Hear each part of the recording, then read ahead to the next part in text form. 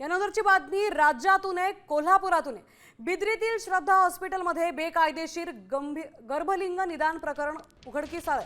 पोलिसांनी या रॅकेटचा पर्दाफाश केलाय। या कारवाईत 2 महिला कर्मचाऱ्यांसह 6 एजंट्सना बेड्या ठोकण्यात आल्या। मुख्य आरोपी डॉक्टर युवराज पाटील हा एजंटना रुग्ण आणण्यासाठी कमिशन देत असल्याचं तपासात उघड झालंय। तर या घटनेनं संपूर्ण जिल्ह्यात आता खळबळ उडाली आहे। दरम्यान मृत गर्भाची विल्हेवाट लावणारी अक्काताई कांबळे ही महिला अद्याप फरार आहे। गर्भलिंग निदान रॅकेट आता उघड झालंय।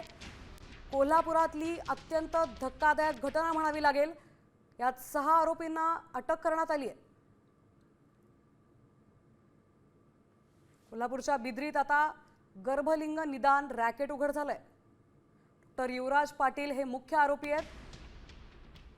जे एजंट्स त्यांना गर्भलिंग निदान करणारी लोक आणून देतील त्यांना कमिशन देत तो मुख्य आरोपी कमिशन देत होता असंही समोर आलं।